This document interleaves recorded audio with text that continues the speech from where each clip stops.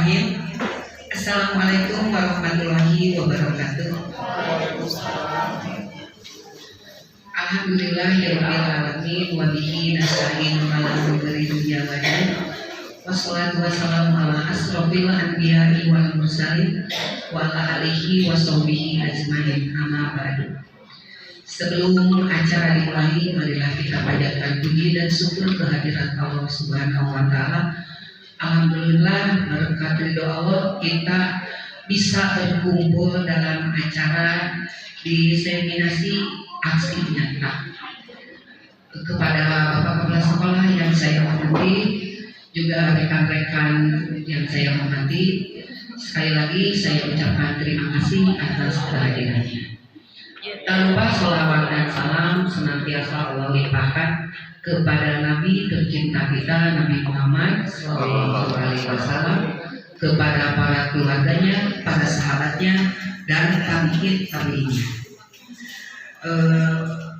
Rekan-rekan sekalian, susunan acara yang akan kita laksanakan pada hari ini: satu, pembukaan; yang kedua, sambutan Bapak Kepala Sekolah; yang ketiga, pemaparan diseminasi aksi nyata dengan mengambil tema menumbuhkan budaya positif di SMP 2 Samarang, Kabupaten Garut, Provinsi Jawa Barat.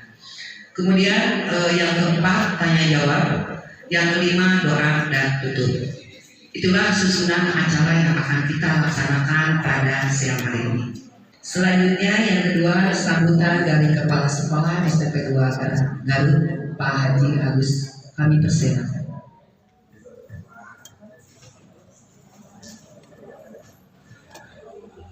Assalamualaikum warahmatullahi wabarakatuh. Waalaikumsalam.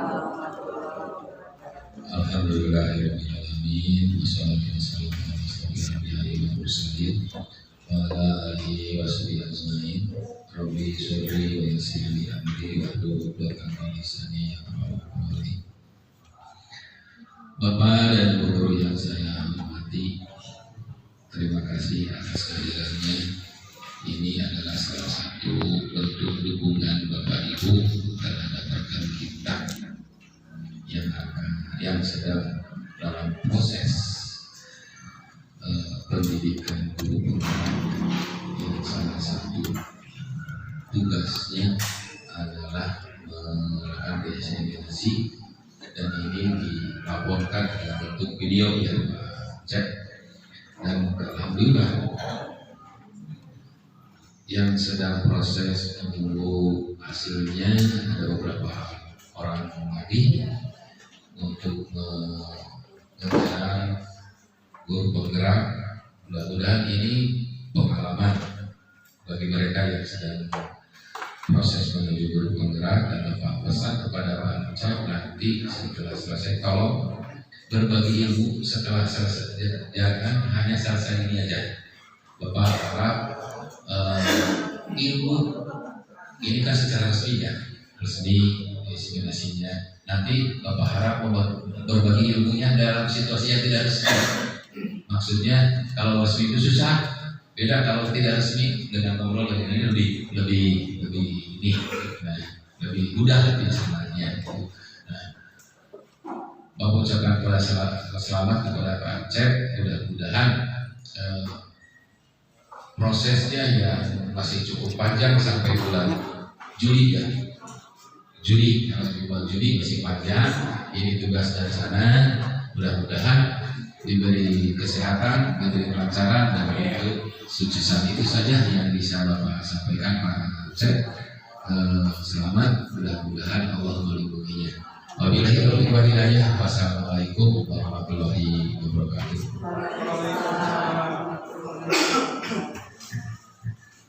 Terima kasih kepada Bapak Kepala Sekolah yang telah memberikan sambutannya. Selanjutnya acara yang ketiga yaitu pemaparan diseminasi aksi nyata yang akan disampaikan oleh Pancet Nugraha SPD dengan tema menumbuhkan budaya positif di SMP 2 Samarang, Kabupaten Garut, Provinsi Jawa Barat. Untuk itu waktu kami persilakan.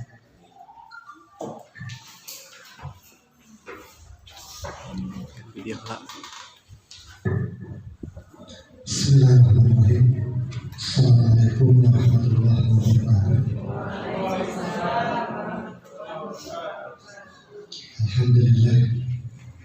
Alhamdulillahirabbil alamin. Wassalatu wassalamu ala asyrofil anbiya'i wal mursalin wa ala alihi wa sahbihi ajma'in. Amma ba'du. Yang terhormat Bapak Kepala Sekolah, rekan-rekan guru, para wakil kepala sekolah, dan juga sekretaris yang saya hormati. Tidak ada yang kata yang paling indah tatkala kita mengawali sebuah acara dengan mengucapkan puji dan syukur kepada Allah yang Maha Gufur, Allah Azza wa Jalla yang telah memberikan segala kenikmatan kepada kita. Khususnya pada hari ini kita masih diberikan kekuatan dan kesehatan untuk melaksanakan berbagai aktivitas kita, dan semoga kita senantiasa berada di dalam lindungan dan bimbingan Allah Subhanahu wa Ta'ala. Salawat dan salam semoga selalu tercurah limpahkan kepada junjungan kita Habibi anti korupsi, Habibana yang menjadi dambaan kita semua, yakni baginda Rasulullah Muhammad sallallahu alaihi wasallam.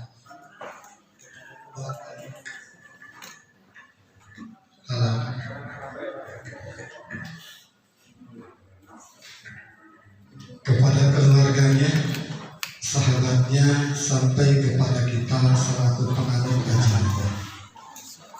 Bapak dan Ibu yang saya hormati, izin saya untuk berdiri. Pada kesempatan ini, Bapak dan Ibu, permohonan maaf yang saya sampaikan, saya berdiri di depan Bapak dan Ibu bukan bermaksud untuk menggurui, bukan bermaksud untuk menganggap Bapak dan Ibu belum tahu apa-apa, tetapi ini semata-mata hanya melaksanakan tugas baik sebagai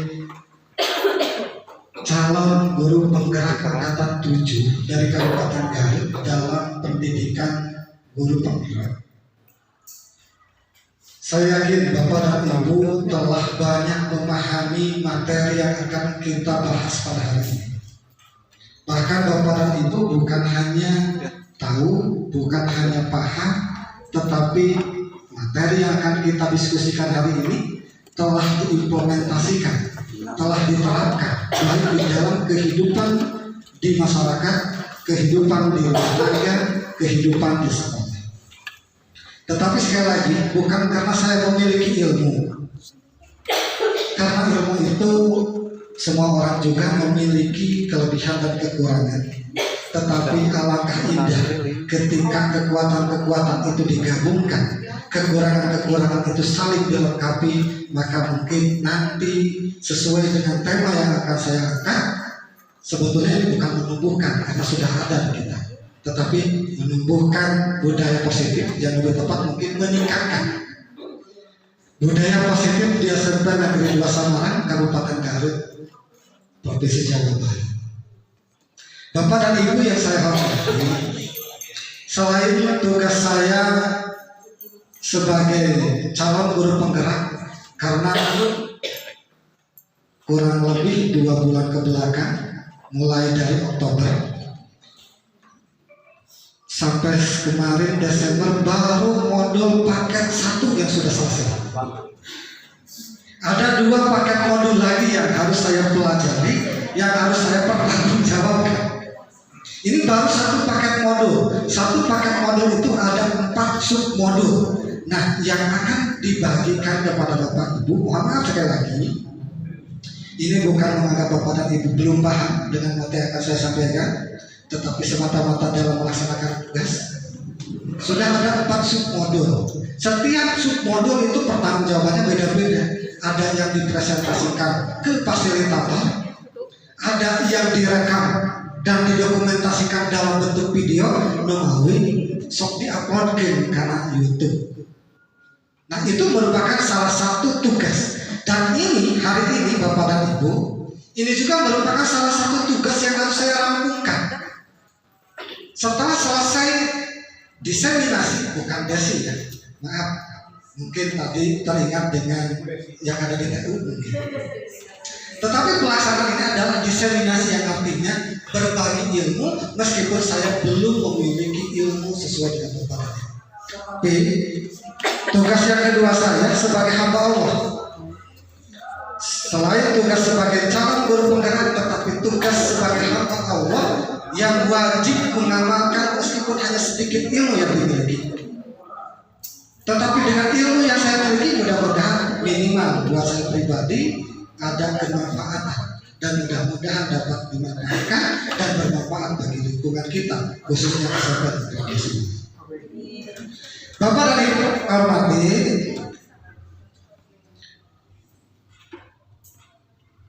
dalam pembahasan ini sesuai dengan paket modul 1.4 ya, dari paket modul 1 tentang budaya positif. Materi yang akan disajikan pada hari ini berkaitan dengan budaya positif, baik pengertian dan penerapannya. Dan mohon dengan sangat mungkin nanti kita berbagi juga ketika saya ada kekurangan, mohon untuk diingatkan. Karena saya yakin saya juga banyak kekurangan yang insya Allah saya akan terbuka untuk mendapatkan tambahan ilmu dari Bapak dan Ibu. Budaya positif baik dari pengertian, pentingnya penerapan budaya positif, dan konsep-konsep kunci yang ada di dalam modul budaya positif. Ini insya Allah kita diskusi saja, kita ngobrol saja, karena sekolah kita ini alhamdulillah sekolah yang telah banyak melakukan budaya positif. Makanya saya mohon maaf mungkin ada lupa gitu ya, atau kurang cepat connect dengan tema yang saya buat gitu. Padahal bukan menumbuhkan, meningkatkan, karena di kita itu sudah banyak kegiatan-kegiatan yang bernuansa budaya positif. Mungkin nanti Bapak Ibu bisa menginventarisir ya, apa saja kegiatan-kegiatan di sekolah kita yang sudah menunjukkan budaya positif, dan unsur-unsur apa yang dapat menciptakan budaya positif tersebut.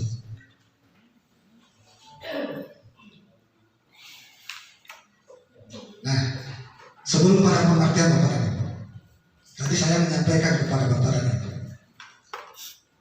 salah satu sekolah yang ada di Kabupaten Garut, alhamdulillah, SMP Negeri 2 Sambaran secara kontinu, secara terus-menerus telah melaksanakan satu kegiatan yang belum ada di SMP manapun di Kabupaten Garut secara terus-menerus. Dan itu di dalam kegiatan itu muncul atau nampak berbagai nilai-nilai kebajikan dan disebut dengan budaya positif.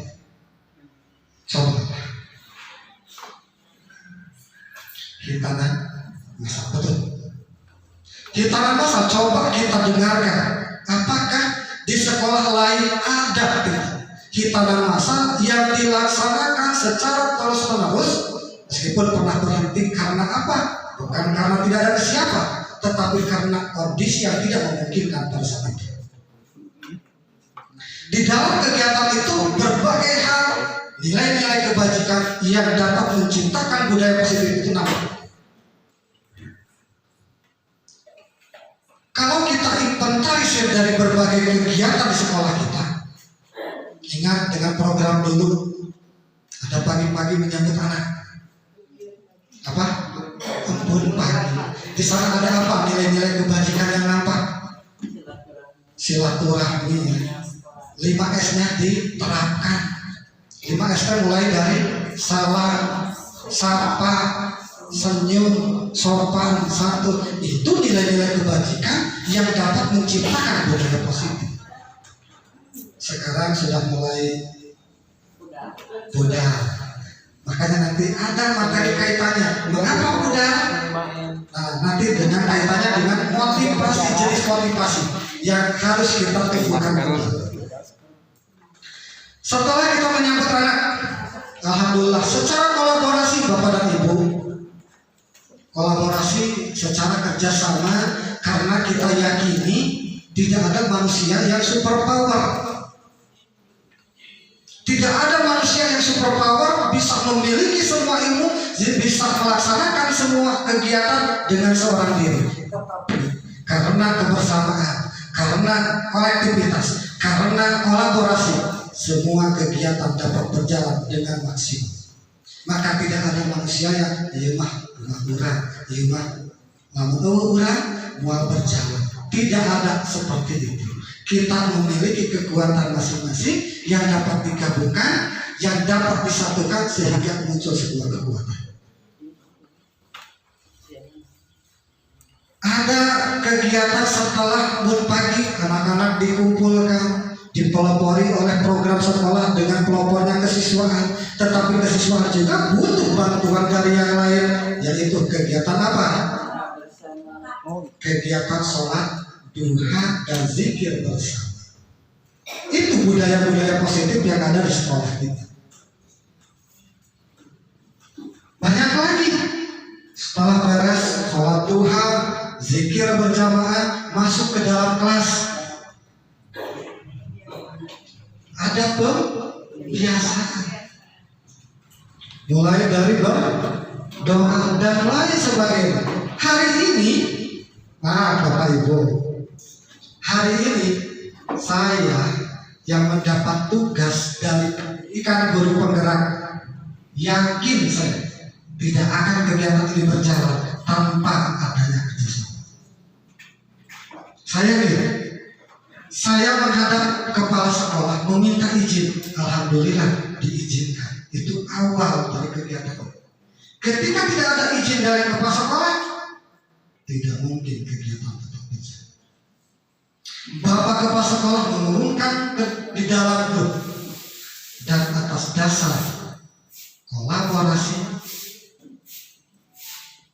kerjasama dari Bapak dan Ibu tanpa melihat siapa yang akan berbicara di depan, tetapi alhamdulillah dengan motivasi intrinsik yang dimunculkan pada diri Bapak dan Ibu, ningali sejak pesahan ilmu nasakumaha, tetapi dengan penghargaan yang tinggi bisa hadir, bisa menyimak dengan sesama. Inilah kolaborasi, inilah budaya positif. Makanya sebelum saya berlanjut, kami belum pada mengakhiri.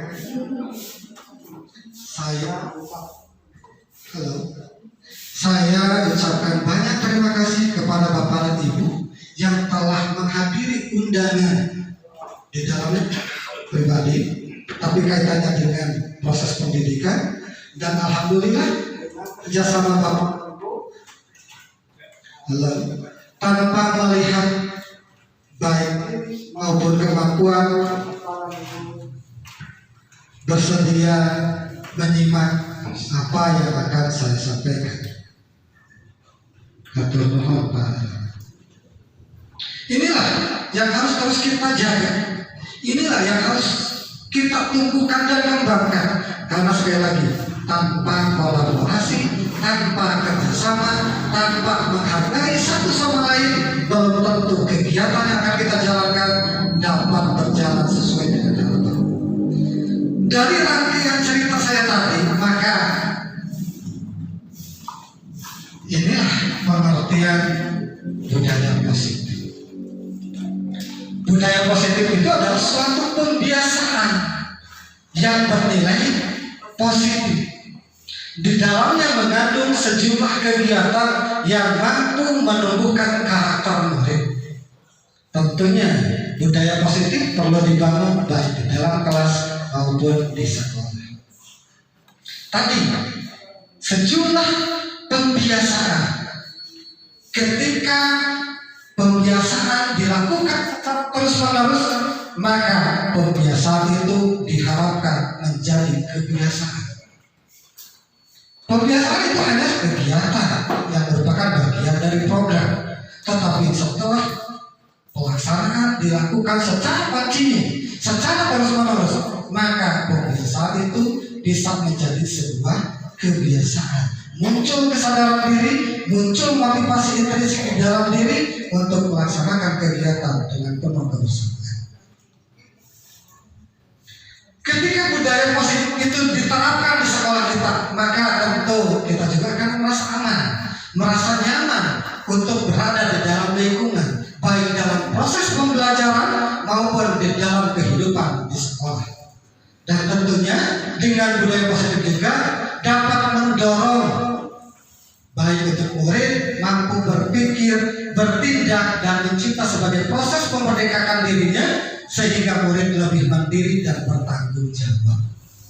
Karena tadi ketika sebuah kegiatan dilakukan dengan kesadaran diri, dengan motivasi intrinsik dari diri, maka muncullah kesadaran, muncullah kemandirian, muncullah tanggung jawab, sehingga tanpa adanya paksaan kita akan melakukan kegiatan tersebut.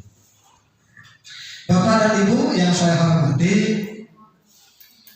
inilah tentang budaya positif yang nampak dari pengertiannya, dan di kita sudah banyak kegiatan.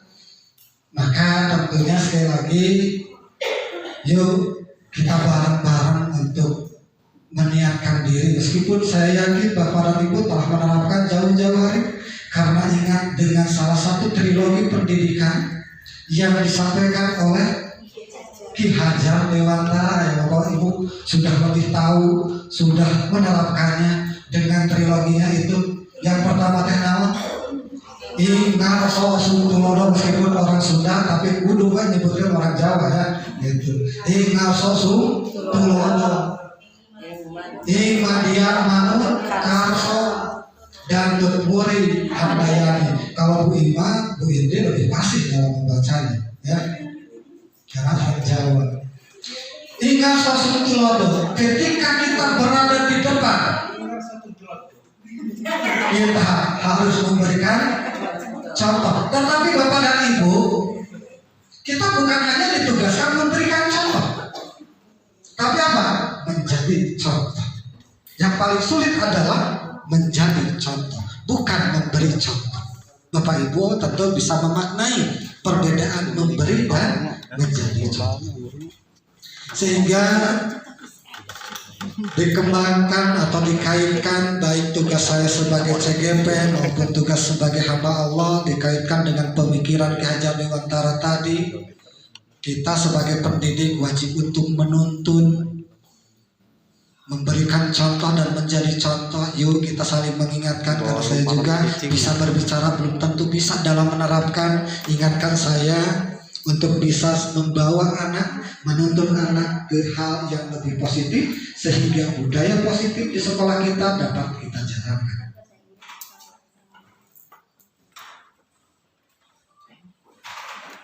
Setelah rangkaian tadi, maka muncullah pertanyaan dari berbagai rangkaian kegiatan. Apakah penting budaya positif itu untuk diterapkan, Bapak dan Ibu? Penting ya. Mengapa penting? Ya, mengapa penting? Karena pengembangan budaya positif dapat menumbuhkan motivasi intrinsik. Nah, tadi motivasi intrinsik dalam diri anak untuk menjadi pribadi yang bertanggung jawab dan berbudi pekerti luhur serta akhlak mulia. Ingat, ada berapa jenis motivasi? Ada 2. Ya, tambahan 1 lagi ya. Tidak apa-apa, kita kan berbagi, kita sharing gitu kan. Nah, ketika masih mending gitu kan, mending juga diberi kurangan 1. Jadi jenis motivasi itu kan ada 3 ya. Ada motivasi karena khawatir mendapat hukuman. Jadi orangnya kalau aku kena karena siur, karena mendapatkan hukuman. Ada yang kedua apa? Ingin mendapatkan penghargaan atau hadiah, imbalan. Nah, orang yang lakukan itu ngarah menang hadiah, ngarah dapat pujian, meskipun pujian hanya milik Allah. Tetapi tidak ada salahnya. Itu menjadikan salah satu motivasi dalam melakukan kegiatan. Satu lagi motivasi yang tingkatannya lebih tinggi, motivasi menghargai diri sendiri. Ketika motivasi muncul untuk menghargai diri sendiri, tanpa dia penghargaan atau apapun, tetapi kita meniatkan melakukan kegiatan karena keyakinan hal itu harus dilakukan. Jadi jenis motivasinya ada 3. Nah, mudah-mudahan dengan berbagi ini kita bisa mengingatkan diri bahwa motivasi yang harus kita kembangkan, yang harus kita tumbuhkan dalam diri kita, motivasi untuk menghargai diri sendiri. Karena ingat dengan ungkapan orang tua saya dulu, kita jangan berharap dihargai orang lain ketika kita belum mampu menghargai orang lain terlebih dahulu. Kuncinya itu. 1000 kata itu tidak bermakna dibanding dengan perilaku kita menghargai orang lain. Maka dan awang-awangan orang harga ketika orang lain tidak menghargai, mau dihargai. Maka yuk kita saling menghargai posisi masing-masing. Ada posisi kalau di dalam organisasi kan ada posisi bagian ini, bagian. Ketika kita saling menghargai, mendudukkan sesuai dengan porsinya, insya Allah kolaborasi, kerjasama, budaya positif dapat kita. Bapak dan Ibu yang saya hormati, berlanjut pada konsep-konsep kunci yang mendukung atau yang ada di dalam modul budaya positif. Ini yang pertama tentang teori disiplin positif. Bahwa dibuka. Disiplin. Saya yakin ibu-ibu, bapak-bapak telah paham dan telah menerapkan tentang disiplin. Banyak orang termasuk saya dulu juga bahwa disiplin itu dikaitkan dengan apa? Tata tertib, teratur, kepatuhan dalam melaksanakan peraturan. Itu disiplin. Tetapi setelah mempelajari modul ini, ternyata baik Hajar Dewantara maupun Don menyampaikan bahwa disiplin itu adalah proses belajar, punya konotasinya. Disiplin konotasinya itu disiplin diri, mendisiplinkan diri untuk melakukan kegiatan, ya, kesadaran diri. Maknanya boleh. Tetapi intinya, ketika kita sudah memiliki disiplin diri, maka tentunya kita akan mampu mengontrol diri dan menguasai apa yang harus kita lakukan berdasarkan apa? Nilai-nilai kebajikan tadi. Meskipun saya belum menyampaikan tentang nilai-nilai kebajikan, tetapi saya yakin Bapak dan Ibu juga sudah paham. Apalagi Bapak dan Ibu yang mengajar di kelas 7. Ada nilai-nilai kebajikan ketika dikaitkan dengan implementasi kurikulum Merdeka. Ada berapa nilai kebajikan yang ingin dikembangkan, yang ingin diraih? Ada 6 kan? Ya, nah, nanti ada pada bagiannya. Tetapi intinya, ketika disiplin itu sudah diniatkan oleh diri kita, disiplin dirinya sudah disiapkan, maka apapun yang kita lakukan, tindakan apapun tentu akan secara mandiri dan bertanggung jawab untuk diri sendiri. Maka di dalam teori disiplin positif, ini disiplin positif merupakan suatu pendekatan dalam mendidik anak untuk melakukan kontrol diri dan pembentukan kepercayaan diri anak, karena nanti akan dikaitkan dengan hukuman, konsekuensi dan restitusi sebagai paradigma baru di dalam menghadapi anak yang melanggar peraturan.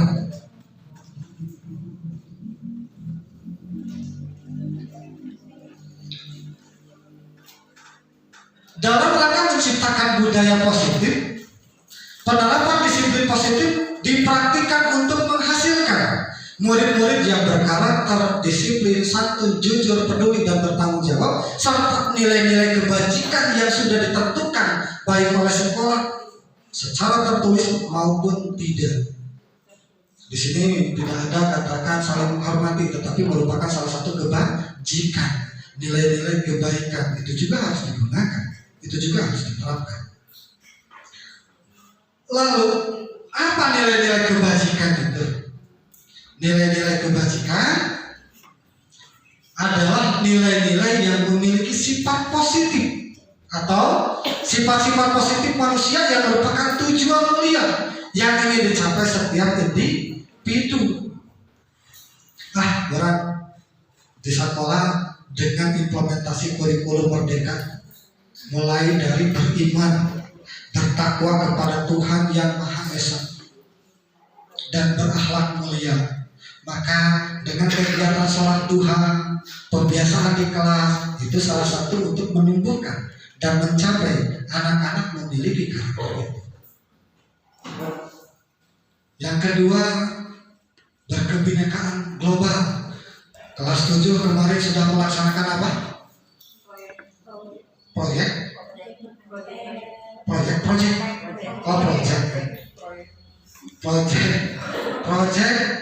penguatan profil pelajar Pancasila. Di dalam kegiatan itu ada tidak kerjasamanya?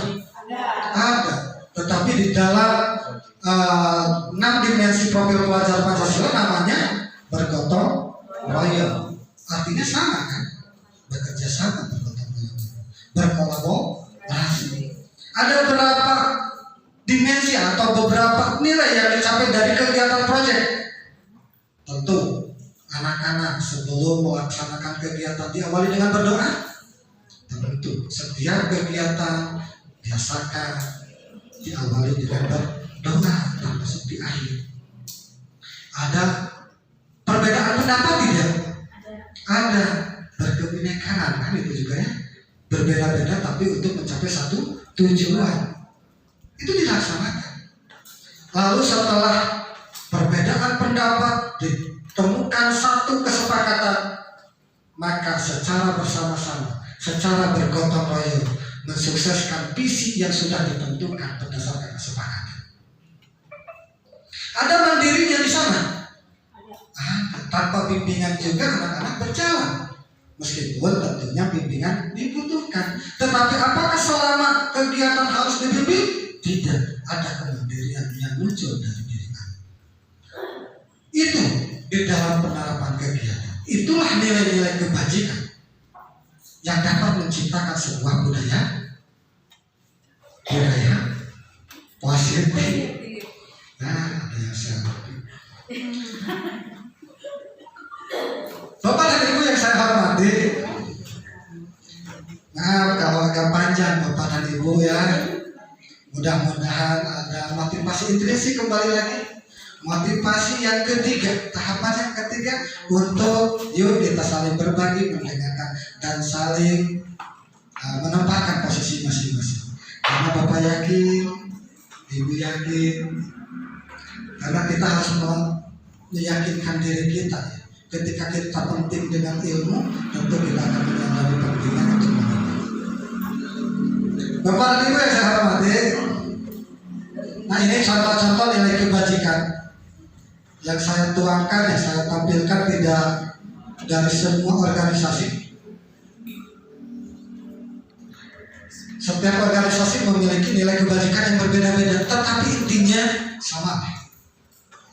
Ingin memunculkan setiap organisasi mengedepankan nilai-nilai kebajikan sehingga pada ujungnya budaya positifnya dapat tercapai. Ini yang tadi saya sampaikan. Ada profil pelajar Pancasila dengan 6 nilai kebajikannya. Ada organisasi IBO yang ada beberapa nilai kebajikannya. Dan ada 9 pilar. Intinya nilai-nilai kebajikan itu yang menjadikan sebuah catatan atau hal yang harus dimiliki dan dikembangkan dan ditumbuhkan di dalam kehidupan sehari-hari. Nah, lalu di dalam kehidupan khususnya di sekolah Bapak dan Ibu, hal ini tidak asing. hukuman dan penghargaan. Ada hukuman, ada penghargaan, tetapi nanti ada paradigma baru di dalam memberikan pembelajaran kepada anak. Anak yang melanggar aturan tidak selamanya harus menggunakan hukuman, bahkan jadikan hukuman itu merupakan langkah terakhir untuk diterapkan di dalam mendidik kedisiplinan anak tersebut.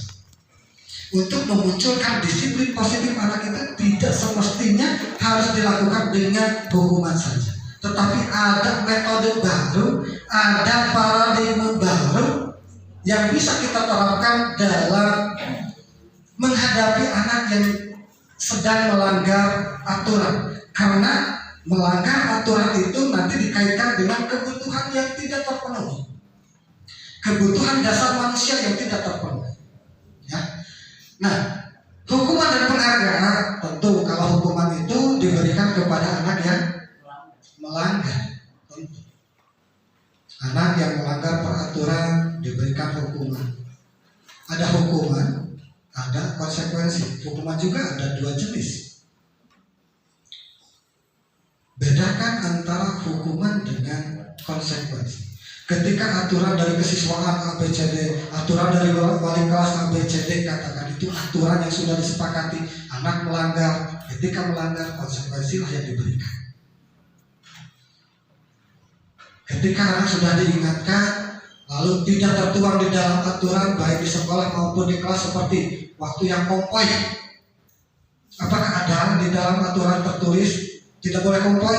Tidak. Tetapi ketika melanggar, hukuman yang akan diberikan. Nah, itulah perbedaan hukuman dengan konsekuensi. Tetapi ada cara yang ketiga di dalam memberikan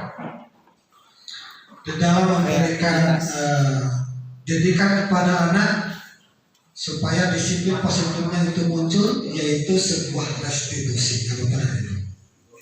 Ini tidak akan panjang tentang hukuman dan penghargaan. Tetapi sebelum pada restitusi, ada pada kebutuhan dasar manusia. Jadi anak melakukan pelanggaran itu karena dipengaruhi oleh ada kebutuhannya yang tidak terpenuhi. Seperti kita juga, ketika kita lapar, mengikuti kegiatan terkadang terpengaruh. Sebabnya lapar. Ketika kita sakit, dipaksakan untuk hadir, ada efek dalam kegiatannya? Pasti ada. Kenapa? Ada kebutuhan yang tidak terpenuhi. Ada 5 kebutuhan. Jadi seluruh tindakan manusia itu selain memiliki tujuan, semua yang kita lakukan usaha terbaik untuk mendapatkan apa yang kita inginkan, apa yang kita butuhkan.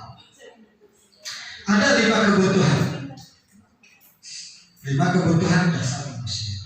Kebutuhan yang pertama, kebutuhan bertahan hidup. Ini merupakan kebutuhan primer atau pokok. Kebutuhan yang bersifat fisiologis untuk bertahan hidup, misalnya tadi kesehatan, lalu rumah dan makanan. Ketika kita menghadapi permasalahan di dalam 3 hal tadi, maka kebutuhan bertahan hidupnya terganggu dan dikatakan gagal dalam pemenuhan kebutuhan tersebut. Selain kesehatan, rumah dan makanan, kebutuhan biologis untuk pengembangbiakan supaya tidak mati, ini panen ayam, belum ayam tumbuh dan lainnya. Nah, itu juga kebutuhan dalam bertahan hidup. Ya. Yang kedua, pengembangbiakan betul, teh. Nah itu ya. Yang kedua, ada kebutuhan kasih sayang dan rasa diterima. Nah, tetapi kasih sayang di sini apa? Ya, kebutuhan untuk diterima. Kebutuhan akan hubungan dan koneksi sosial. Kebutuhan untuk memberi dan menerima kasih sayang, dan kebutuhan untuk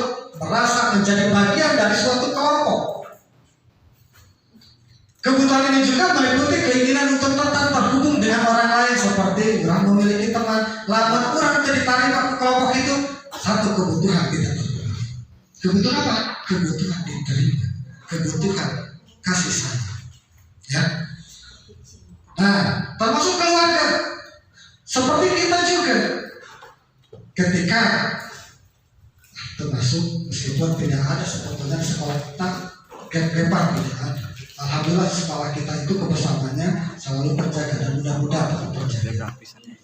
Tetapi ketika kita tidak masuk ke dalam contoh kelompok A, maka di sana ada satu kebutuhan yang gagal dapatkan oleh kita.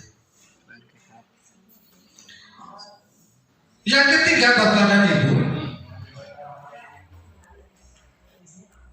tadi kebutuhan yang pertama itu apa? Kebutuhan bertahan hidup ya, fisiologis dan biologis. Yang kedua, rasa kasih sayang dan ingin diterima oleh komunitas. Yang ketiga, rasa nyambung. Yang ketiga, penguasaan. Ya, ada kebutuhan pengakuan atas kemampuan. Nah, di sini, tetapi jangan menjadi sombong ya. Karena kesombongan hanya milik Allah dan harus takut dengan yang sombong. Ya, karena haram baginya untuk masuk surga gitu kan. Nah, makanya hindari hal tersebut. Tetapi kalau pengakuan atas kemampuan semua orang ada. Ya, tentu kebutuhan ini berhubungan dengan kekuatan untuk mencapai sesuatu, menjadi kompeten, menjadi terampil, diakui atas prestasi dan keterampilan kita, didengarkan, memiliki rasa harga diri. Nah, lamun abdi tadi kupikir kan kebutuhan mungkin tidak tercapai, ya maka alhamdulillah semuanya mendengarkan. Tadi ngobrol sama dapat itu mah wajar. Selingan, membuat pencapaian, ada kompeten, diakui keberadaannya. Ketika kita menempatkan, oh ini kesiswaan kalau sekolah ya, oh ini kurikulum, ini jurnal orang dan lain sebagainya. Ketika ditempatkan pada posisi masing-masing, maka kebutuhan itu dapat tercapai dan dapat menciptakan budaya positif. Dikaitkan dengan karena budaya positif dari mana budaya positif. Maka tentunya meskipun papupun pos tunduk, tetapi dipaksakan bentang untuk saling menghargai. Untuk saling menghargai, budaya positifnya supaya terjaga. Gitu kan. Alhamdulillah, terima kasih rekan-rekan. Nah, mudah-mudahan ini menjadi kekuatan kita, menggabungkan kekuatan kita. Ya, dengan kekuatan tadi sekali lagi budaya positif, disiplin positif, motivasi untuk saling menghargai, motivasi kesadaran diri dapat dengan tumbuh, dan insya Allah hal itu merupakan kekuatan bagi kita. Yang keempat, Bapak dan Ibu, tadi kan permasalahan ya, jadi kita ingin diakui, meskipun yang tadinya manusia itu tidak ada manusia yang Superman. Saya juga banyak kekurangan ingatkan oleh Bapak dan Ibu. Ya. Tetapi yang diakui, lamun hasil kerja api, tapi diakui ke orang lain, yang diakui seperti itu, gitu kan. Tetapi bukan untuk menjadi kita melambung dan menganggap orang lain tidak mampu, karena yakin semua orang mampu, semua orang punya kekuatan, semua orang punya kemampuan di bidang masing-masing. Tetapi bidang-bidang digabungkan menjadi sebuah kekuatan.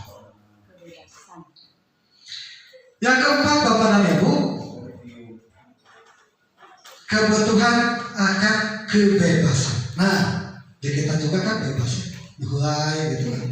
Ada malaikat tukang, gitu. Ada ngobrol keneng. Nah, tetapi itu kebebasan, ya, itu beragam gitu kan.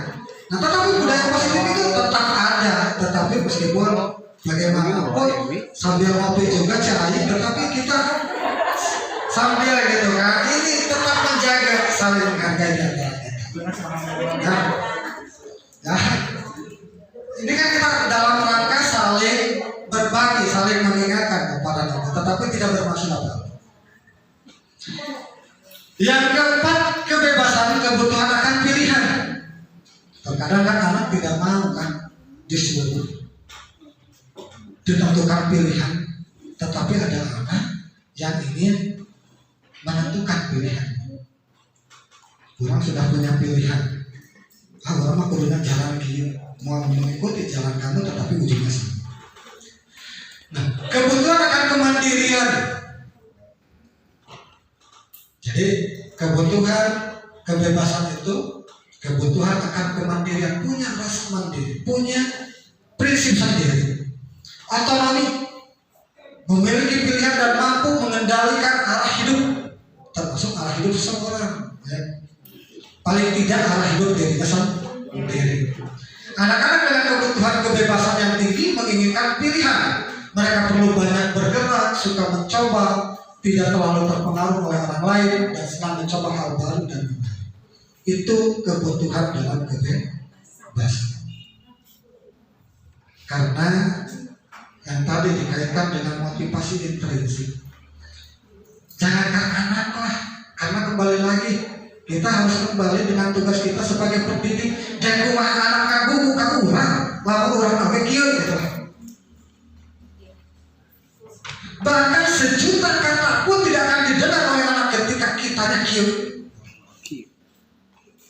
Tetapi ketika kita melakukan dengan disiplin kita, membiasakan diri kita. Saya juga belum bisa, tapi sekali lagi kita sering mengingatkan ketika kita buang sampah pada tempatnya, itu merupakan sebuah perilaku yang bernilai positif dan memberikan contoh dan menjadikan contoh bagi anak-anak. Merentong dialurkan ke mana wae gitu kan. Ayo kita bareng-bareng. Ulah nganaokeun makuan hukum, makuan Henry, Padene dan Angkatan Naga. Tetapi dengan saling menyadari diri kita untuk melakukan yang terbaik buat diri kita dan lingkungan, insya Allah semua kekuatan yang tadi apa yang kita harapkan dapat tercapai. Dan yang terakhir Bapak dan Ibu, yang terakhir kebutuhan kesenangan. Kebutuhan kesenangan atau kebutuhan untuk merasa senang. Jangankan anak, ketika kita melakukan harus ada muncul rasa gelap, rasa suka dulu ya bawahnya. Ketika sudah suka akan senang. Ya itu seperti pepatah ya, seperti pepatah. Harus sukai dulu apa yang akan kita lakukan. Setelah kita suka, kita akan dengan sendiri dan melakukan dengan penuh rasa tanggung jawab. Sekali lagi Bapak dan Ibu, 5 kebutuhan dasar ini baik untuk anak termasuk kita akan mempengaruhi apa yang akan kita lakukan.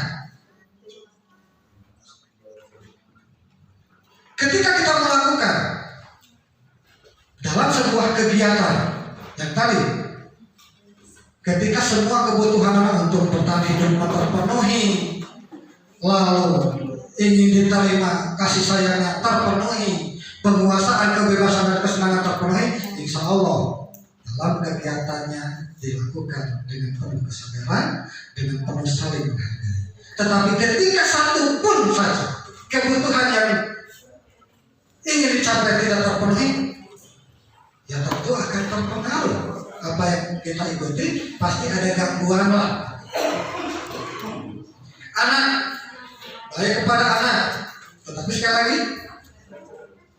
ingat sesuatu, ya ingat sesuatu, berikan teladan, berikan contoh, dan mudah-mudahan menjadi contoh. Sejumlah pembiasaan mudah-mudahan jadi kebiasaan. Ing madian bangun karsa, bangunlah kehendak, bangunlah niat, dan teburi handayani, dorong semua anak untuk menjadi anak yang memiliki karakter, yang memiliki nilai-nilai kebajikan. Bapak dan Ibu yang saya hormati, karena materinya lumayan dan mudah-mudahan ini bermanfaat juga, karena ini kaitannya dengan kehidupan kita di sekolah. Ada keyakinan sekolah atau kelas. Nah, ini mungkin agak apa ya? keyakinan kelasnya agak aneh gitu yang terdengarnya. Keyakinan kelas itu berawal dari sebuah peraturan. Kita suka membuat kesepakatan di kelas kan? Kesiswaan membuat aturan kan? Ya, bosan membuat aturan. Aturannya A, B, C, D di kelas, kesepakatannya seperti apa. Tetapi ketika kesepakatan itu tidak merupakan atau tidak dijadikan sebuah keyakinan, maka baik kita maupun anak-anak hanya menjalankan serangkaian peraturan yang dilakukan ketika ada bapak ibu guru, dilakukan karena takut hukuman, dilakukan karena ingin mendapat imbalan. Imbalan kan bisa saja merupakan dalam bentuk verbal atau bahasa Sunda saja kan, bukan dalam bentuk barang semata. Dalam bentuk ucapan juga itu penghargaan kan bisa muncul. Tetapi ketika peraturan itu sudah diyakini dan dijadikan sebuah keyakinan, maka muncullah intrinsik di dalam dirinya untuk melakukan kegiatan itu. Nah, inilah yang harus kita pikirkan bersama sekarang. Bukan hanya sebuah peraturan A, B, C, D banyak. Nah, tidak salah. Karena hidup tentu harus punya aturan. Tetapi jadikan aturan itu menjadikan sebuah keyakinan. Contoh, Bapak dan Ibu. Aya aturan di kepolisian, lalu naik motor kudu nganggo helm. Betul. Pakailah helm ketika mengendarai sepeda motor. Itu aturan. Untuk apa? Untuk keselamatan adalah keyakinan. Yakini dengan pakai helm kita akan selamat ketika terjadi musibah. Ketika kita sudah yakin pakai helm dapat menyelamatkan diri kita, tanpa kita melihat aturan, kita akan pakai helm. Itu maksudnya. Lalu ketika lagi ramai-ramai pakai masker dan lagi COVID sedang merajalela, merajalela, kita diwajibkan pakai masker dan cuci. Lagi pirah. Pakai pakai hand sanitizer.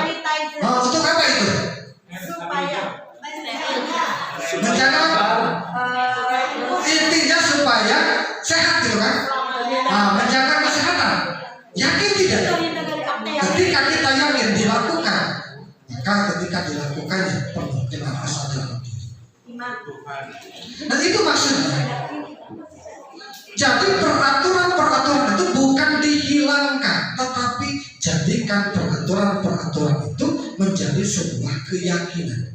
Dan hindari peraturan yang begitu banyak, tetapi jadikan payung-payungnya ketika ini bisa digabungkan, jadikan sebuah keyakinan. Contoh,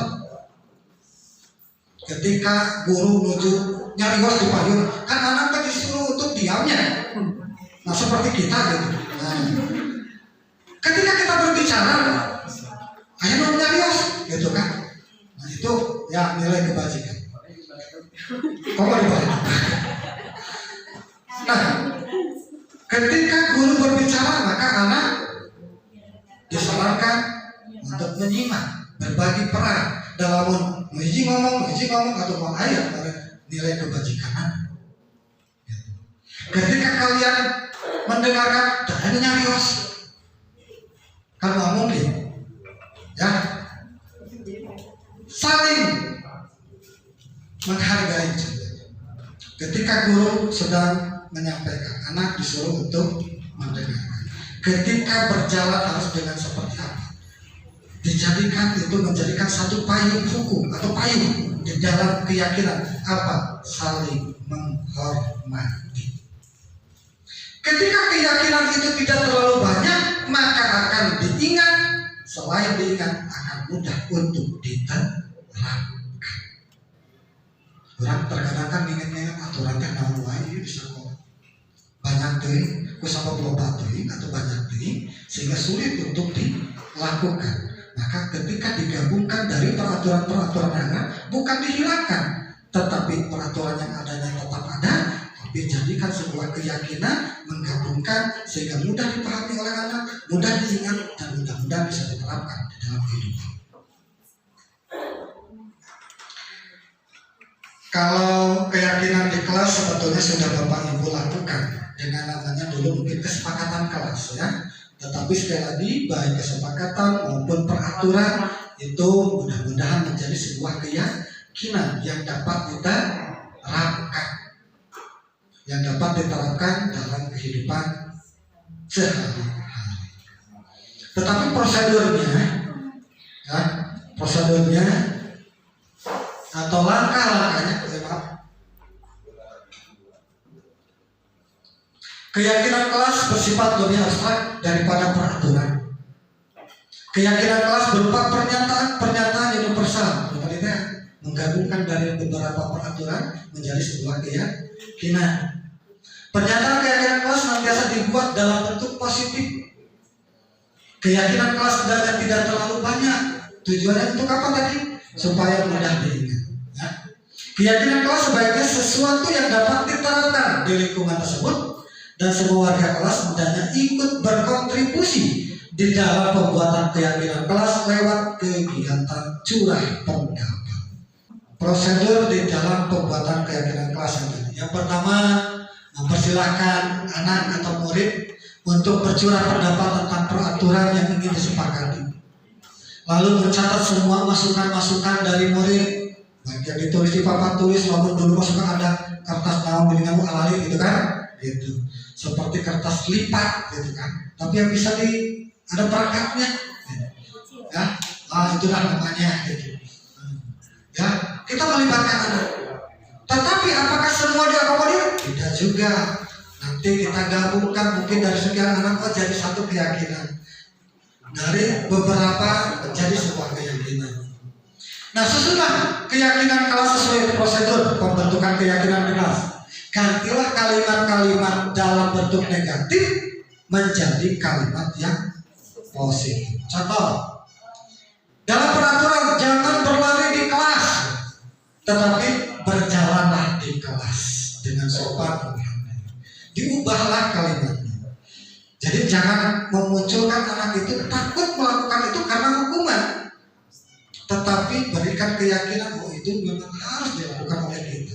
Munculkan kesadaran diri dari kita. Tidak boleh merokok. Bagi anak-anak, bagi kita juga tidak boleh untuk di kelas, ya. Nah, tinjau kembali daftar curah pendapat yang sudah tercatat. Dari anak-anak itu tinjau kembali dan jangan terlalu banyak ya yang dijadikan sebuah keyakinan. Nah, inilah langkah-langkah kemudian. Dan yang terakhir, keyakinan kelas selanjutnya bisa dilekatkan di dinding kelas, ya, supaya untuk apa? Mengingat. Meskipun kita berupaya untuk lebih mempersingkat, lebih memperpendek atau supaya tidak terlalu banyak gitu ya. Tetapi nama alkohol yang hilang. Kita suka lupa. Selain lupa, pohon. Nah, makanya supaya tidak lupa dan ya ditempel di dinding kelas. Ya, Bapak dan Ibu yang saya hormati, mohon maaf. Ya, masih ada. Nah, ini contoh keyakinan kelasnya seperti ini.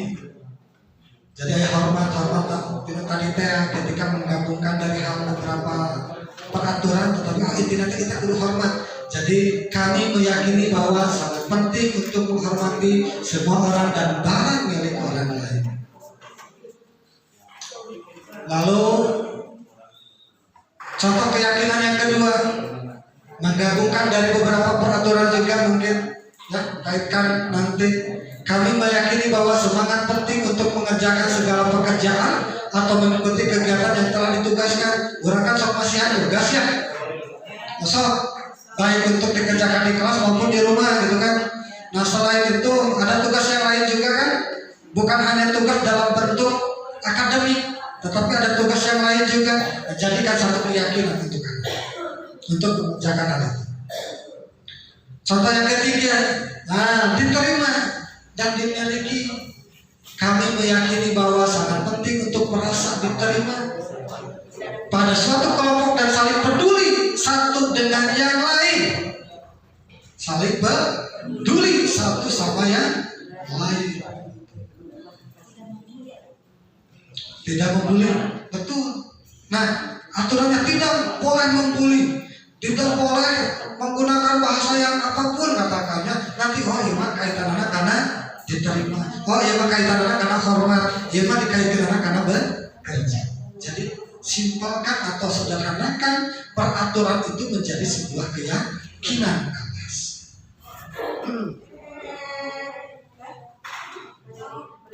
Oh ada dipotong ada.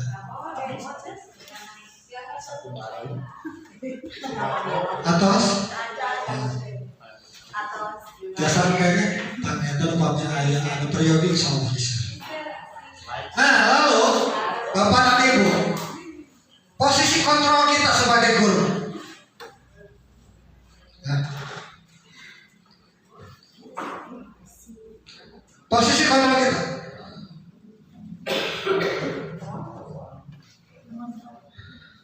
Posisi kontrol kita sebagai guru, ketika ada anak yang melanggar peraturan, kita bisa memposisikan sebagai apa saja. Ada 5 posisi kontrol guru ketika anak melakukan sebuah pelanggaran. Yang biasa dilakukan oleh kita adalah menghukum. Ya. Seorang penghukum bisa menggunakan hukuman fisik atau verbal dengan ucapan. Ya. Guru-guru yang menerapkan posisi penghukum akan berkata, patuhi aturan saya atau awas. Itu penghukum. Kamu selalu salah. Selalu pasti selalu yang terakhir selesai. Ya, intinya kalimat-kalimat yang dilontarkan oleh guru itu yang menghakimi, yang menghukum anak. Padahal ada cara lain atau posisi lain yang dapat diterapkan untuk mendisiplinkan anak. Yang kedua, membuat merasa bersalah. Selain tadi kan menghukum, membuat merasa bersalah. Nah, baik penghukum, awas Bapak dan Ibu, terkadang anak zaman sekarang ketika dihukum terkadang tidak menerima kan, sehingga muncul rasa dendam, sakit hati yang cukup lama. Maka yuk kita bareng-bareng saling mempelajari, menerapkan bagaimana cara menyikapi anak yang sedang melakukan pelanggaran. Yang kedua juga ini pembuat merasa bersalah. Ini juga akan membuat anak akan lama merasa bersalah dan hidupnya merasa gagal karena sudah melakukan kesalahan. Nih, pembuat rasa bersalah akan menggunakan teknik nyarios nama, gitu, tapi nyakit gitu kan. Itu membuat rasa bersalah gitu. Nah itu kan lumayan bakal lama gitu kan. Menikah di sini dibanding cari sama menyakit.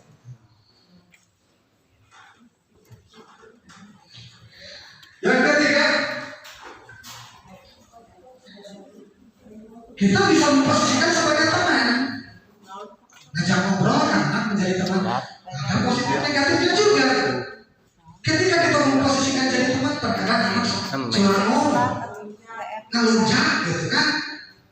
Kayak untungnya, tapi banyak negatifnya. Bahkan ketika anak melakukan, lalu tidak sesuai dengan janji guru tersebut, gue senang ada kirim dan diberi hadiah ternyata itu dapat salah satu, sehingga pada akhirnya tidak mau melakukan. Yang keempat, akan diperlukan cepat juga target waktu. Pemantau. Kalau pemantau kita kan selalu memantau ya. Pemantau itu pengawas. Anak aku kesalahan tuh. Nah, ketika anak melakukan salah, apa itu peraturannya? Itu kan hampir mendekatinya, meskipun mungkin dengan bahasa yang halus, gitu, nada yang rendah. Jadi ingatkan tentang peraturannya, apa yang telah dilakukan dan sanksi atau konsekuensi dari aturan yang dilanggar. Tetapi ada posisi kontrol yang kelima, yang mudah-mudahan yuk kita bareng-bareng belajar. Posisi kontrol yang kelima ini yang kita coba menjadi seorang manajer. Manajer itu bukan hanya seorang kepala sekolah, ya. Jadi kita juga sebagai manajer dalam apa? Salah satunya dalam memposisikan diri kita ketika ada anak yang melanggar peraturan. Posisi di mana guru berbuat sesuatu bersama dengan murid. Ya. Di dalam menyelesaikan permasalahan kita bareng-bareng dengan murid sebagai manajer membimbing, menuntun gitu kan, mengarahkan juga. Bahkan ketika anak mengakui salah bukan kita, tetapi anak menyadari dia itu salah. Ya, itu salah. Tetapi kita berikan perbuatan tidak apa-apa. Apa yang kamu lakukan meskipun salah, karena Bapak juga pernah melakukan kesalahan. Semua orang juga pernah melakukan kesalahan. Jangan terus merasa bersalah, jangan terus merasa terkecil hati, tetapi yuk kita perbaiki ke depannya. Apa yang menjadi keyakinan? Makanya ini dikaitkan dengan keyakinan. Tanya kepada anak. Contoh, saya pernah dalam pemenuhan tugas pada modul ini juga, gitu ya. Nanti calon ditayangkan bukan memberikan contoh, tetapi mungkin berbagi ya, berbagi sedikit bagaimana cara menerapkan kita, memposisikan kita sebagai manajer dalam menangani kesalahan. Kita ngajak ngobrol. Kita langsung pada langkah-langkah ya untuk sebagai manajer. Ini ada segitiga restitusi sebagai paradigma baru yang dapat kita gunakan untuk menangani permasalahan yang terjadi pada anak. Jadi ada restitusi, proses menciptakan kondisi bagi murid untuk memperbaiki kesalahan mereka sehingga mereka bisa kembali pada kelompok mereka dengan kekuatan. Ya. Nah, pada ciri langsung ada 4 ciri Bapak dan Ibu dari paradigma di dalam menghadapi anak yang sedang mengalami masalah. Yang pertama, restitusi bukan untuk menebus kesalahan, namun untuk belajar dari kesalahan. Itu ciri yang pertama. Langkah yang pertama, jangan menyalahkan karena salah disalahkan diri. Tetapi kita bukan mengakui kesalahan itu hal yang baik, tetapi berikan penguatan oleh kita supaya dia tidak melakukan kembali. Kita juga angkat, sampaikan semua orang juga pasti melakukan kesalahan, tetapi yuk kita hilangkan hal itu. Yang kedua, restitusi adalah tawaran, bukan paksaan. Ditawarkan, hari ini kayak sepadan kayak jadi nama. Yakin itu. Nilai kejujuran anak, nilai kebajikan anak. Contoh, ada anak yang mencontek. Saya mengambil 2 kasus di dalam pemenuhan tugas. Meskipun mohon maaf kepada wali kelasnya, anaknya dipakai meskipun tidak melanggar aturan sebetulnya, tapi untuk pemenuhan tugas saja. Ya, ada anak yang mencontek. Nah, ketika anak dipanggil diajak ngobrol, dia meyakini bahwa kegiatan itu salah. Karena ketika kita sedang melaksanakan ulangan, nilai kebajikan apa yang harus diterapkan? Jujur. Maka ketika kita sudah membawa anak, oh iya Pak, suatu saat nanti saya tidak akan mencontek lagi karena harus mengedepankan kejujuran. Seperti itu yang harus kita terapkan. Restitusi juga memperbaiki hubungan. Hubungan kita jangan sampai sebagai penghubung dengan yang dihukum, tetapi bisa kita sebagai teman. Tetapi teman bukan dengan cara sebagai teman, tapi gaya sebagai teman, sebagai manajer yang dapat menumbuhkan anak, muncul rasa kesadaran diri, mengakui kesalahan dan memperbaiki dari kesalahan. Yang terakhir, restitusi menuntut untuk melihat ke dalam diri, sesuai dengan tugas kita sebagai penuntut di dalam proses pendidikan. Bapak dan Ibu yang saya hormati, yang terakhir nih, ya, terakhir mudah-mudahan nanti ada yang bertanya juga. Ada segitiga restitusi yang dapat kita gunakan. Restitusi, suatu proses dialog yang dijalankan oleh guru atau orang tua agar dapat menghasilkan murid yang mandiri dan bertanggung jawab. Ada 3 langkah di dalam segitiga restitusi ini. Yang pertama, Bapak dan Ibu, ada menstabilkan identitas Yang kedua, validasi tindakan yang salah. Dan yang ketiga, menanyakan keyakinan. Yang pertama, menstabilkan identitas. Tadi anak teh sepupu salah, lamun orang terus disalahkan, mau stabilkan diri. Tapi stabilkan dulu. Oh iya, itu teh salah. Tetapi jangan terus merasa bersalah. Karena semua orang juga tentu pernah melakukan kesalahan. Nah, lalu ditanya, mengapa sampai melakukan kesalahan? Oh ini ya. Nah, tahu tidak cara memperbaikinya dan lain sebagainya, ya. Sehingga validasi dulu, stabilkan dulu identitas, stabilkan dulu emosi diri anak sehingga tidak terus merasa bersalah. Yang kedua, langkah yang kedua adalah memvalidasi. Memvalidasi itu mencari kebenaran bahwa memang diakui oleh anak itu salah, yang dilakukan itu salah, dan kesalahan yang terbuka itu bukan kita tunjukkan, tetapi diharapkan anak yang mengakui kesalahan divalidasi kesalahannya. Tetapi setelah divalidasi kita juga berikan keyakinan, berikan kekuatan, masih kalian untung kamu hanya sakit itu melakukan kesalahan, tidak melakukan hal yang lebih baik. Padahal orang tekan merah di stop, tetapi tidak secara total langsung di stop. Kamu masih kalian beruntung, kamu hanya setingkat itu melakukan kesalahan. Kalau kamu tidak bisa mengontrol diri, mungkin kamu akan melakukan yang lebih fatal dari ini. Itu memvalidasi tindakan. Dan yang terakhir, menanyakan keyakinan Bapak dan Ibu, ya, menanyakan keyakinan. Setelah anak distabilkan identitasnya, validasi tindakan yang salah, maka tadi terakhir meyakinkan atau bertanya tentang keyakinan. Coba kalau kamu terus begitu melakukan itu, kamu akan menjadi apa? Orang bakal menghargai kamu atau tidak? Ketika jawabannya, oh iya Pak, itu saya tidak akan melakukan lagi. Tahu tidak cara untuk memperbaikinya?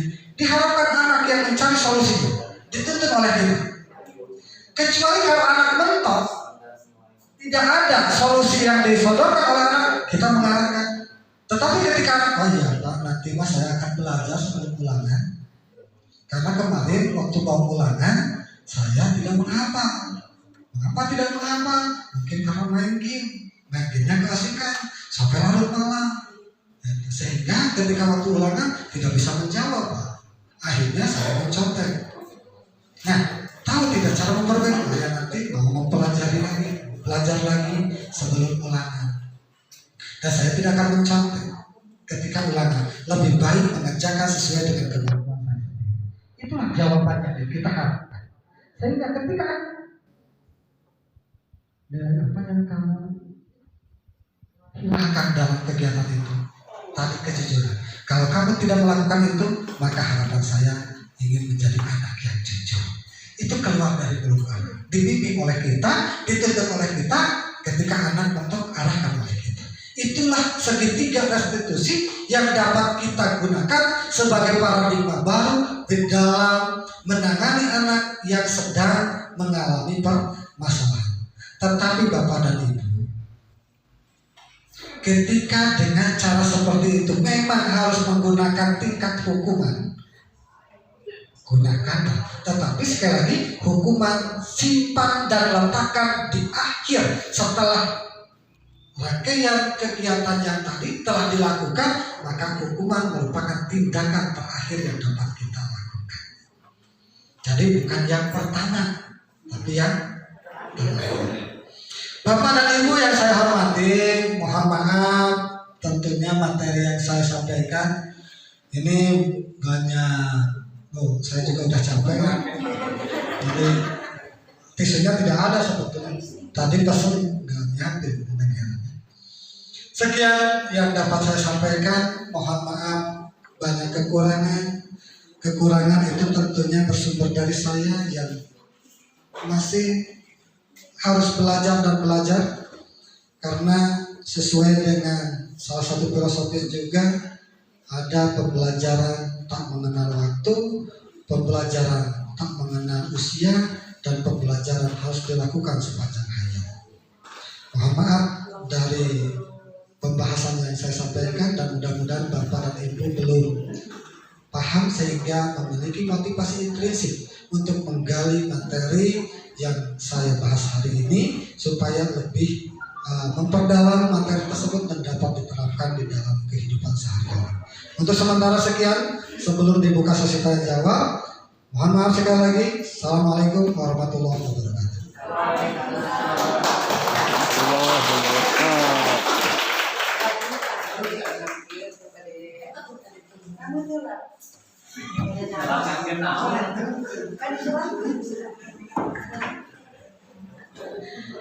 Rekan-rekan yang saya hormati, itulah pemaparan tentang diseminasi aksi nyata begitu gamblang dan jelas, tapi tidak menutup kemungkinan mungkin ada beberapa teman yang akan bertanya. Disiapkan satu sesi aja, untuk satu sesi 3 penanya.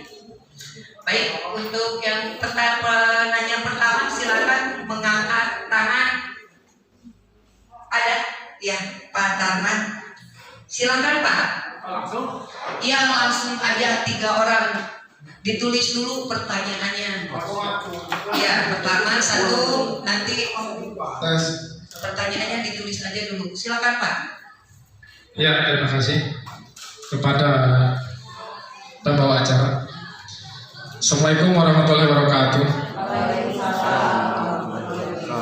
Alhamdulillah rekan-rekan sekalian, hari ini kita mendapatkan pencerahan dari rekan kita JGP Angkatan ke-7 Pak Jan Nugraha.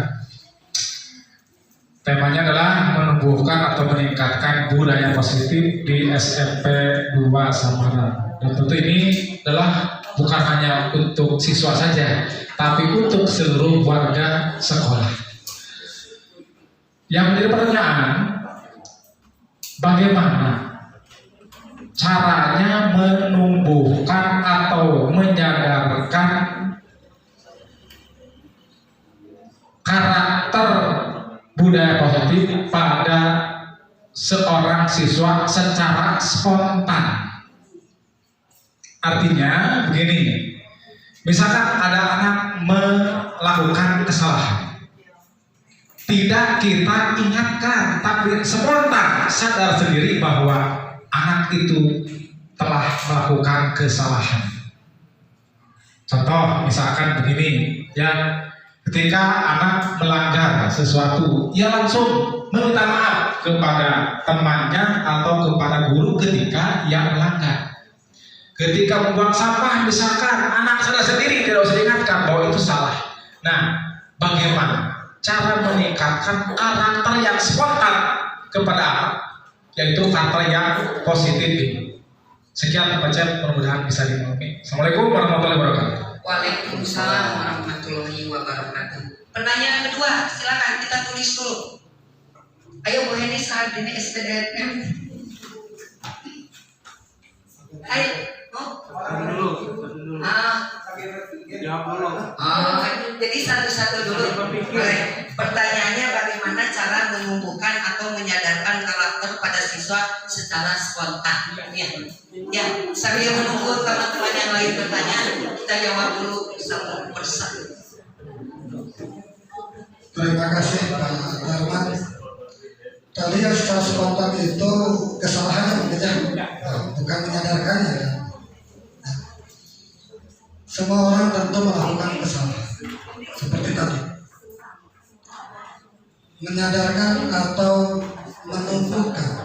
Tadi saya menyampaikan bahwa tugas kita sebagai pendidik dan jenis atau motivasi. Kita memang secara bahu-membahu, secara kerjasama untuk terus mengingatkan. Tidak ada salahnya. Terus kita mengingatkan supaya tumbuh kesadaran diri.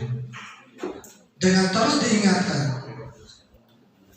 maka harapan kita anak itu dengan sendiri motivasi intrinsik yang muncul, motivasi untuk menghargai diri sendiri sehingga tidak melakukan kesalahan. Selain kita mengingatkan, karena kita yakin apa yang dilakukan oleh manusia selain terpengaruh oleh kesadaran, terpengaruh oleh kebutuhan dasar yang tadi, tetapi motivasi juga. Ketika motivasi di dalam diri belum nampak, motivasi untuk sadar diri, motivasi untuk saling menghargai, motivasi untuk menghargai diri sendiri tentu akan sulit. Tetapi kita selaku manusia wajib untuk terus mengingatkan. Itu pertama. Yang kedua, tugas kita sebagai pendidik, kita terus memiliki kewajiban untuk menuntun kembali ke dalam trilogi pendidikan Ki Hajar Dewantara sebelum berbicara orang lain, sebelum mengajak orang lain, sebelum menyadarkan orang lain. Mudah-mudahan dengan contoh yang kita lakukan, dengan kita menjadikan contoh bagi orang lain, anak-anak tanpa 1000 kata, tapi satu tindakan dapat lebih memberikan makna dalam kehidupan. Mungkin itu. Sehingga sekali lagi Bapak dan Ibu, ada beberapa yang dapat menjawab. Alhamdulillah pertanyaannya luar biasa. Pertama, terima kasih. Itu mengingatkan kita juga, karena ketika kita contoh di dalam kehidupan di sekolah, mengandalkan kebersihan kepada tim sarana, Pak Wan, Pak Dede, dan Pak Hendrik, dan Om Hendrik, kita tidak mungkin dapat tercipta suasana lingkungan yang nyaman, yang bersih. Tetapi butuh kolaborasi, butuh saling mengingatkan. Tetapi walaupun bisa mengingatkan, tetapi berikan contoh dari kita. Orang mau membuang sampah, curang ciler ningali jelema, tapi curang ciler berlari tong sampah. Berbeda kan? Ketika kita mau membuang sampah, yang kita cari itu ayah orang tuh. Kalau kita bertanya ada orang atau tidak, itu motivasi ekstrinsik yang ada. Motivasi takut di nilai negatif. Tetapi ketika kita curang-curang cari tempat sampah, itu muncul dari motivasi intrinsik diri. Itulah mungkin.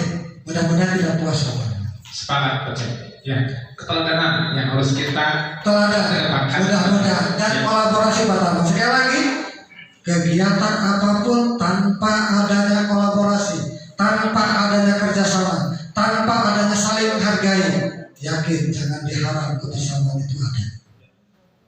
Tetapi jadikan kekuatan-kekuatan yang ada, hargai kekuatan-kekuatan yang ada, tempatkan posisi masing-masing yang ada, dan saling menghormati. Insya Allah SMK 2 Sawara akan makin maju. Itulah mungkin, dan merupakan sebuah ekspektasi juga bagi kita ya. Sekian mungkin Pak Tarman, mudah-mudahan bisa belum paham supaya bisa menggali lebih lanjut. Terima kasih.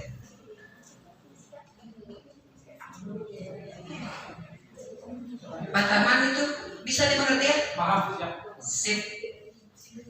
Mangga, Bu Hera, dipersilakan. Assalamualaikum warahmatullahi wabarakatuh. Waalaikumsalam.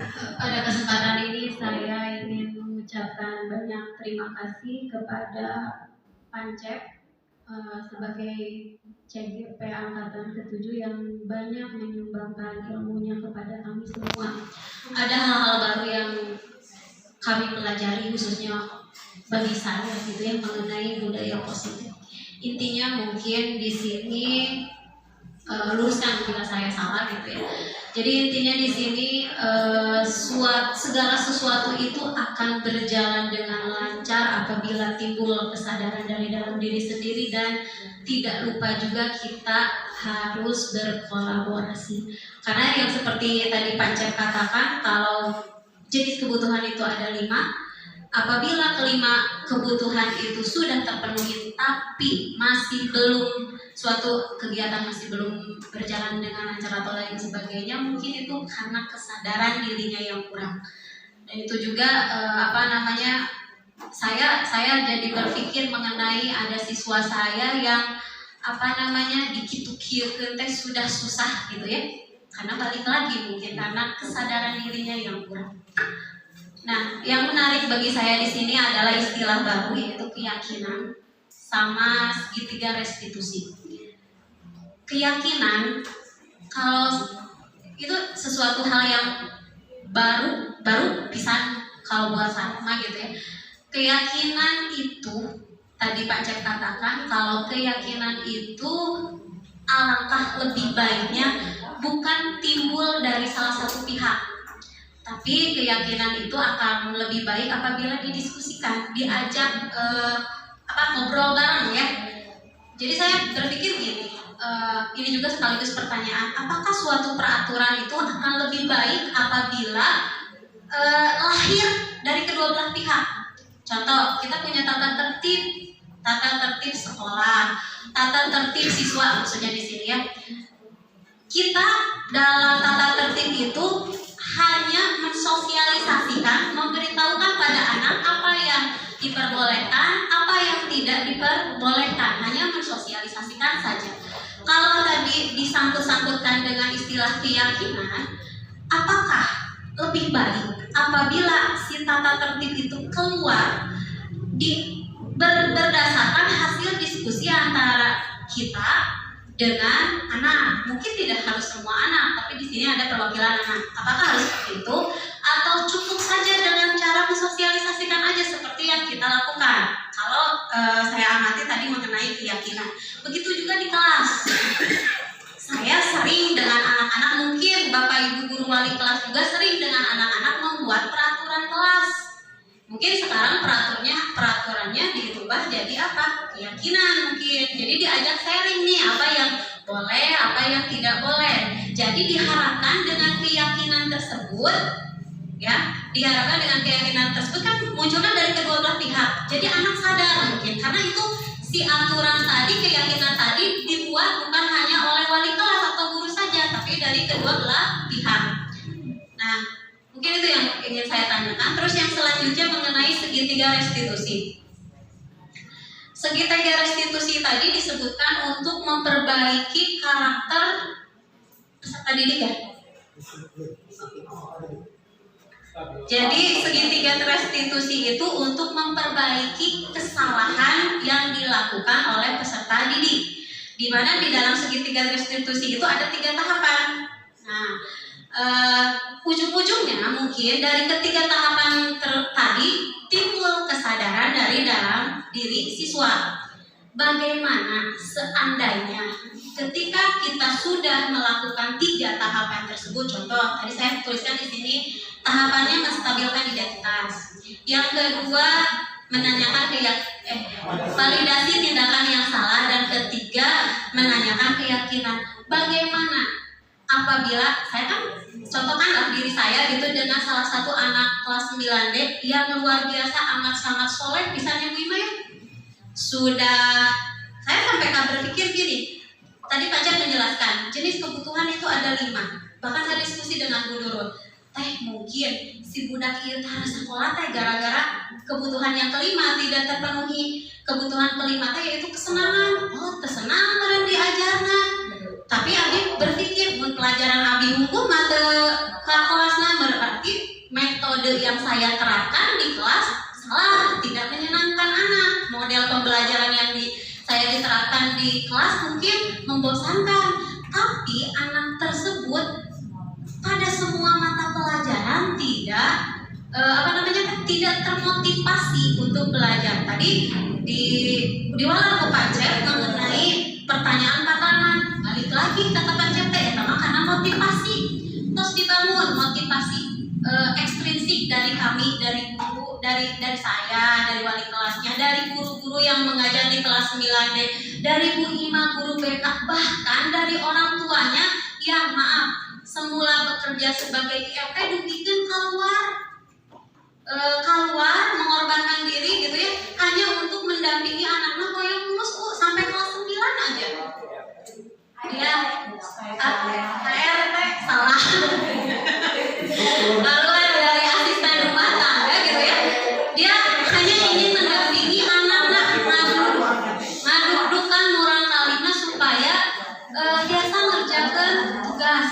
Nah, bagaimana dikaitkan dengan segitiga restitusi tadi? Saya tanya sampai ke anaknya, kamu yang kamu lakukan itu betul atau salah?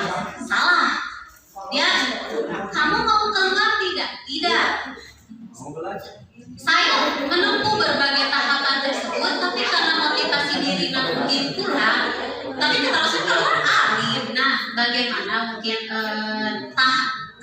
sebaiknya cara yang harus saya lakukan untuk ujung-ujungnya menumbuhkan kesadaran anak tersebut gitu ya, karena sudah berbagai cara ditempuh.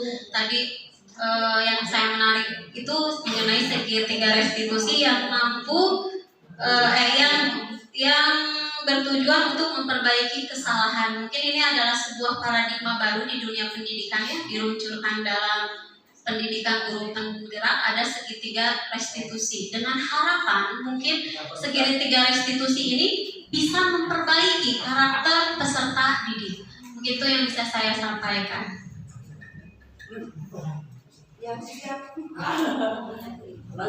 Terima kasih Pak Bukhara yang telah luar biasa ya, panjang menyampaikan. Ada dua hal ya yang saya pahami.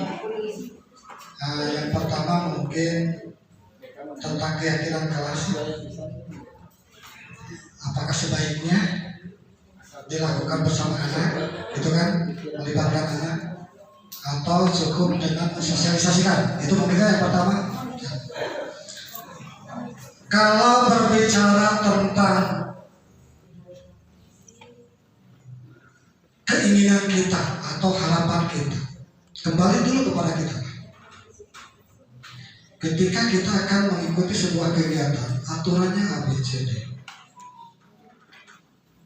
Berbeda mungkin apa yang akan kita lakukan ketika aturannya itu hasil kerja kita, hasil kolaborasi kita, dan diyakini itu dapat menumbuhkan dan mengembangkan pada kita.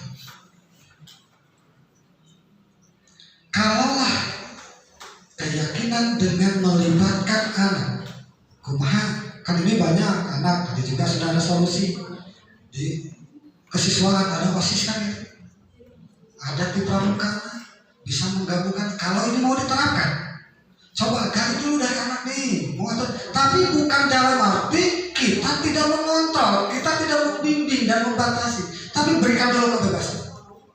Setelah muncul, coba kita gabungkan, oh ini tentang ini, katakan. Nah, batasi oleh kita juga.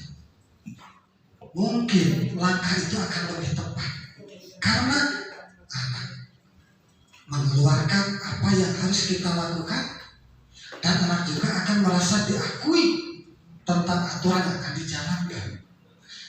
Terkadang aturan yang kita lakukan memang sudah mengakomodir semua hal yang harus kita lakukan, tetapi mungkin ada juga yang belum terakomodir atau ada nilai atau konotasi yang kurang positif yang nampak di dalam sebuah peraturan itu. Bukan salah peraturan yang sekarang, bukan. Ya.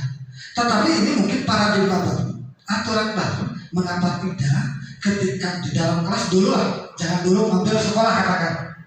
Ya, jangan peraturan sekolah dulu karena akan panjang katakan. Tetapi kalau mau dicoba, coba gabungkan kekuatan. Ada pembina OSIS, ada pembina pramuka, membawa melibatkan anak-anaknya. Yuk kita berembuk untuk menciptakan sebuah keyakinan sekolah. Peraturan namanya peraturan saja, tetapi jadikan peraturan itu menjadi sebuah keyakinan. Oh, dengan muncul dari anak, diakomodir oleh kita, dibimbing, dituntut, jadilah sebuah keyakinan. Insya Allah, ya, insya Allah kita coba. Kembali ke kelas. Di kelas juga sama teknisnya. Coba curah pendapat dari anak. Ketika mungkin ku anak diyakini namanya netralitas, lamun orang pakai helm, orang yakin bakal selamat. Sudah muncul di dalam diri yakin, maka tanpa terpaksa, tanpa dipaksa, anak akan melakukannya. Seperti kita juga yakin, ada hujan, ada poin, mungkin gue gitu. Itu karena sudah yakin gitu. Dan yakin ini merupakan kewajiban yang harus kita lakukan. Itu yang pertama. Yang kedua, jadi kalau tetap sosialisasi ya boleh, gitu ya, sosialisasi, dan itu juga sama tetapi mungkin harus sampai ada paham dan ada keyakinan dari aturan yang dibuat oleh kita, yang disosialisasikan oleh kita. Yang kedua itu langkah-langkah segitiga restitusi. Tadi saya berbicara, saya yakin kalau penerapannya sudah dilakukan, hanya mungkin istilahnya baru didengar. Ya. Saya yakin Bapak dan Ibu mungkin juga sudah didengar istilah ini dan diterapkan cara menangani kasus anak, sehingga menginginkan anak itu memiliki karakter dan disiplin positif. Langkah menstabilkan identitas sudah dilakukan. Terus maksimal, sangat membuat kasihan dijadikan sungguh-sungguh dijadikan kasihan.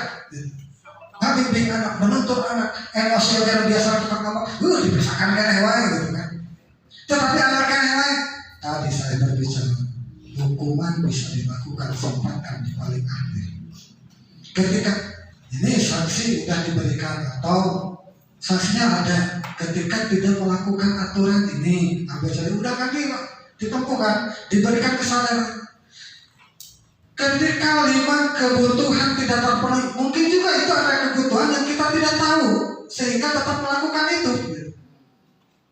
Tetapi kalaupun kita tidak tahu, terus ditempuh, sudah maksimal kita melakukan untuk menyadarkan. Tapi sekali deh, kesadaran itu akan lebih bermakna ketika muncul dari dalam diri. Tos bu heran maksimal dibantu ibu ima anggarkan hewan dan ada kesadaran dirinya, ya berikanlah hukuman apa? Mengundurkan diri dari sekolah. Itu kan hukuman, itu konsekuensi. Setelah apa? Menempuh aturan-aturan yang ada, langkah-langkah yang ada, ternyata tidak bisa, maka hukuman tempatkan di paling akhir. Ketika masih bisa diupayakan hal yang lain, lakukanlah hal-hal yang lain yang dapat menumbuhkan dan kesadaran diri anak. Tetapi sekali lagi, kesadaran tidak mungkin dapat terpaksa, tidak mungkin terus dipaksa, tetapi dengan bimbingan mungkin bisa terpaksa terlebih dahulu. Tetapi kalau sulit untuk dipaksa, ya namanya manusia tidak ada untuk diwajibkan untuk dipaksa. Mungkin itu Bu, cukup. Ya, Bapak dan Ibu, karena waktu mungkin sekali lagi saya mohon maaf atas segala kekurangan. Saya mengaturkan banyak terima kasih atas kerjasama Bapak dan Ibu sehingga tugas saya dapat terlaksana. Tetapi ingat, yuk kita belajar dari kehidupan tukang parkir saja. Ceritanya lucu, tetapi ini memiliki filosofis yang tinggi. Ya. Khusus bagi saya setelah mendengar ceramah Kiai Haji Zainuddin Anjar gitu, ya, alhamdulillah menyadarkan bagi kita, karena kita sadar mungkin saja karena ada masukan-masukan eksplisit dari orang, muncul kesadaran diri. Ceritanya lucu, tetapi filosofisnya tinggi. Kita belajar hidup dari tukang parkir. Tukang parkir tidak sombong. Ketika datang mobil bermerek-merek ganti-ganti, datang menitipkan, tak saing buka mobil gitu. Dan ketika mobil itu satu persatu diambil, tidak merasa rugi, tidak merasa kecewa. Apa maksudnya filosofinya? Kita kembali sebagai manusia, khususnya saya, tidak memiliki apapun, hanya dititipkan oleh Allah. Sedikit kelebihan dan wajib untuk diamalkan, tetapi tidak boleh sombong dari hal itu. Dan titipan itu suatu saat bisa hilang, maka untuk apa disombongkan? Karena sekarang kita memiliki, belum tentu esok. Jangankan ilmu, nyawa pun kita hanya dititipkan. Itulah mungkin yang dapat saya sampaikan. Sekali lagi, yuk kita bareng-bareng berkolaborasi untuk menciptakan disiplin positif bagi kita. Jangan dulu berbicara anak. Setelah kita berbicara positif dari bagi kita, menciptakan budaya positif untuk lingkungan, insya Allah dengan kolaborasi, saling menghargai satu sama lain, apa yang kita harapkan dapat tercapai. Sekian, assalamualaikum warahmatullahi wabarakatuh.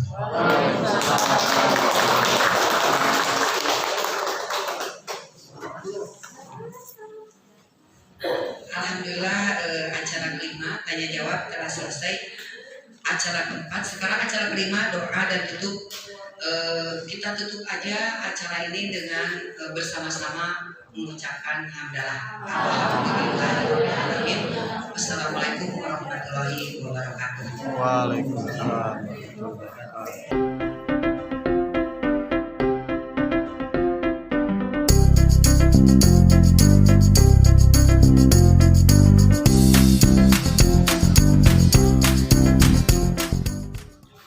Assalamualaikum warahmatullahi wabarakatuh. Nama saya Agus Hendoyo, Kepala SMP Negeri 2 Samarang. Alhamdulillah, saya akan menyampaikan sebuah testimoni tentang berbagi ilmu yang dilakukan oleh salah seorang guru SMP Negeri 2 Samarang, yaitu Cep Nugraha. Cep Nugraha ini bergabung di SMP 2 Samarang sejak 2015, yang sebelumnya bertugas di SMP Negeri 1 Pemulihan. Saya merasa bangga dengan etos kerja Cep Nugraha yang sekarang sedang merintis untuk mengikuti pendidikan guru penggerak. Alhamdulillah, salah satu rangkaian yaitu diseminasi atau berbagi ilmu dengan topik berbudaya positif. Alhamdulillah, antusias Bapak Ibu guru tentang diseminasi cukup baik. Ini menunjukkan satu dukungan moral terhadap Cep. Mudah-mudahan harapan kami khususnya sebagai kepala sekolah, penerapan budaya positif ini dapat dikembangkan di SMP Negeri 2 Samarang dan dapat memotivasi rekan-rekannya untuk ikut terjun menjadi guru penggerak. Mungkin itu testimoni singkat saya selaku kepala sekolah. Selamat kepada Pak Cep, mudah-mudahan Allah selalu melindungi dan memberi keberkahan. Amin. Terima kasih. Wassalamualaikum warahmatullahi wabarakatuh.